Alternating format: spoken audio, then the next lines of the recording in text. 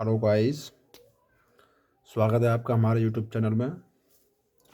आज class 10th का chapter number 3 जिसका पहला पॉइंट है प्रतिस्थापन विधि।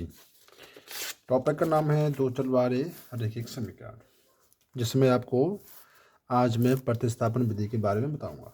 ठीक है, तो देखो दोस्तों,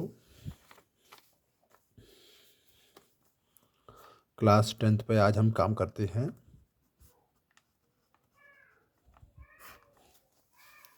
और जो विधि आज को आपको बताएंगे वो है प्रतिस्थापन विधि। ठीक है, और टॉपिक का नाम है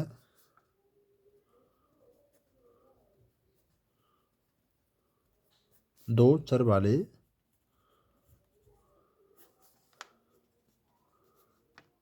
रैखिक समीकरण। तो देखो दोस्तों, आज हम स्टार्ट कर रहे हैं अपनी प्रतिस्थापन विधि को। पहला सवाल क्या है, ये है सवाल है x प्लस वाई बराबर 14। पहला इस सवाल देखो, x प्लस वाई बराबर 14, इसे आप समीकरण 1 मान लेंगे। दूसरा है x माइनस वाई बराबर 4 और इसे हम समीकरण 2 मान लेंगे। ठीक है, अब देखो क्या करेंगे, हम प्रतिस्थापन विधि आपको बताएंगे, तो जरा आप ध्यान से पढ़ेंगे, है ना। प्रतिस्थापन विधि देखो, सबसे पहले क्या करते हैं, समीकरण 1 को फोकस करते हैं। समीकरण 1 से समीकरण 1 क्या है, समीकरण 1 है x प्लस के वाई बराबर 14। ठीक है, अब इसमें से आपको किसी एक को करना है पश्चांतरण, या तो x को या y को। हमने y उधर भेज दिया तो हो गया 14 माइनस वाई, और इसे समीकरण 3 बोल देंगे। ठीक है, अब ये जो x है ना, x का मान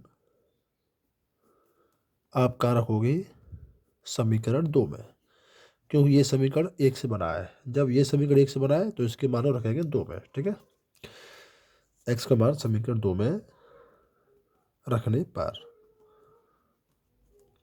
समीकरण 2 क्या है, समीकरण 2 है x माइनस वाई बराबर 4। तो आपका जहाँ पर x है वहाँ पर क्या रखोगे, इसका मान रखोगे 14 माइनस वाई बराबर 4। ठीक है, अब माइनस वाई और माइनस वाई ये हो गए तुम्हारे माइनस के 2 वाई। 14 को उधर ले जाऊँगा, ये हो जाएगा माइनस का 14। तो 4 में से 14 गया, माइनस का 10 बचेगा, माइनस से माइनस काट देंगे, क्या बचेगा 2 वाई बराबर 10। तो वाई बराबर 10/2, तो वाई का मान आ जाएगा 5। ठीक है, अब देखो वाई का मान निकाल दिया, अब हमको निकालना है एक्स का। तो क्या करोगे कि जो वाई है उसका मान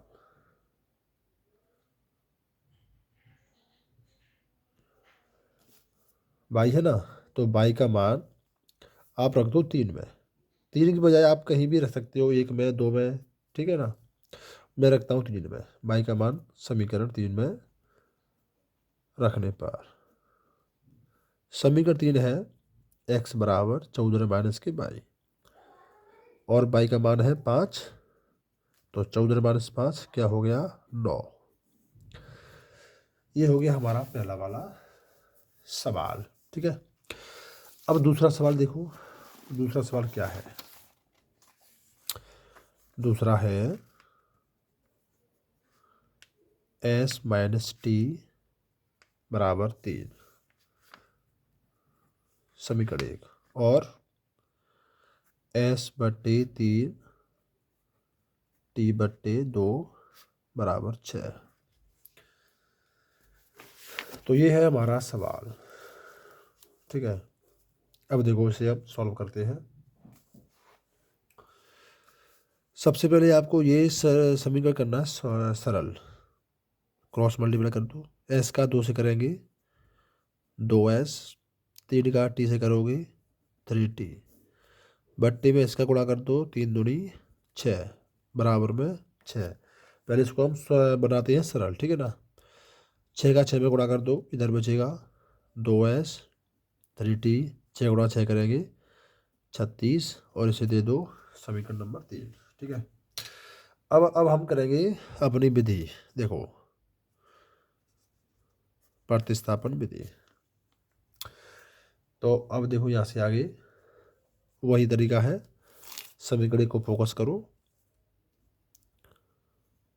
समीकरण 1 से, समीकरण 1 है s माइनस टी बराबर 3, माइनस टी को मैं इधर ले गया, ये हो गया प्लस का, और इसे नंबर दे दिया 4, क्योंकि यहाँ पर s का वैल्यू अलग हो गया है, ठीक है।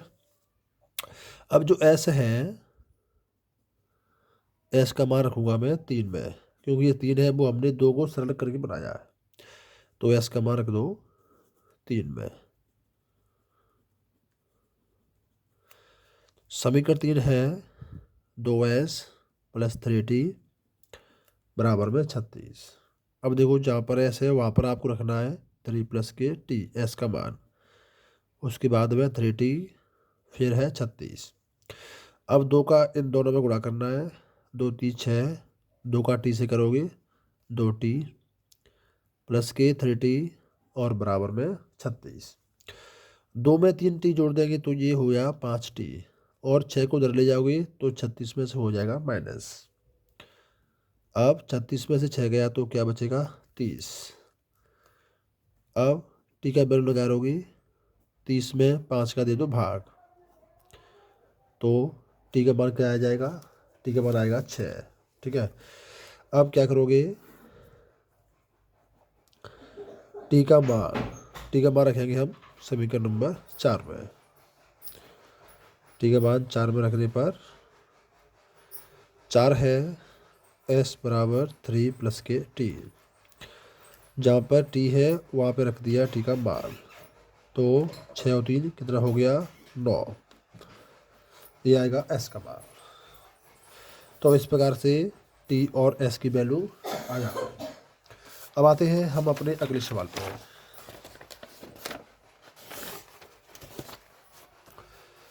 अगला सवाल है हमारा क्वेश्चन नंबर 3, ये रहा।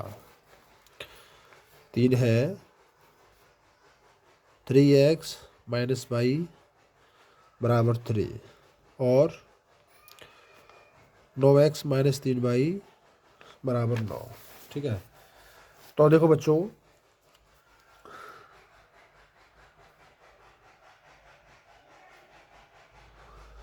ये सवाल है,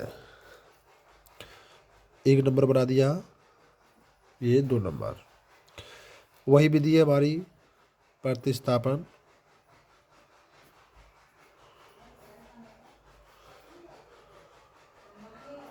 समीकरण 1 से, समीकरण 1 है 3x माइनस वाई बराबर 3, ठीक है। अब माइनस वाई को मैं इधर ले जाऊंगा, ये हो गया प्लस का, x का मान क्या करेंगे, तो क्या करेंगे 3 का भाग देंगे, और ये समीकरण नंबर 3 हो गया, ठीक है। अब क्या करोगे, x का मान रखेंगे 2 में। समीकरण 2 है, क्या है वो पहले लिखो आप, 9x 3y बराबर 9, ठीक है ना। तो देखो जहाँ पर x है वहाँ पर आप x की वैल्यू रखोगे 3 प्लस के वाई बट्टे 3, और इसके बाद में है माइनस 3y बराबर 9, ठीक है दोस्तों। 3 से ये 9 कट जाएगा 3 बार, तो 3 प्लस के वाई माइनस 3y बराबर 9, ये स्टेप बनेगा। 3 का गुणा करेंगे, 3 तरह का 9 प्लस के 3y माइनस 3y बराबर 9। देखो इससे ये कट जाएगा और 9 से 9 कट जाएगा, तो आपका क्या बचेगा 0 बराबर 0। जब दोनों पक्षों में जीरो आता है तो आप क्या लिखते हो, ये लिखोगे चूंकि इस समीकरण युग्म के अनेक हल है। ठीक है ना। तो जब दोनों की वैल्यू दोनों पक्षों में समान आती है तो आप उसकी अनेक हल लिख दोगे, ये हमारा हल माना जाएगा। ठीक है। तो आगे के सवाल आप करके लाएंगे। ठीक है ना, मुझे कमेंट में बताएंगे।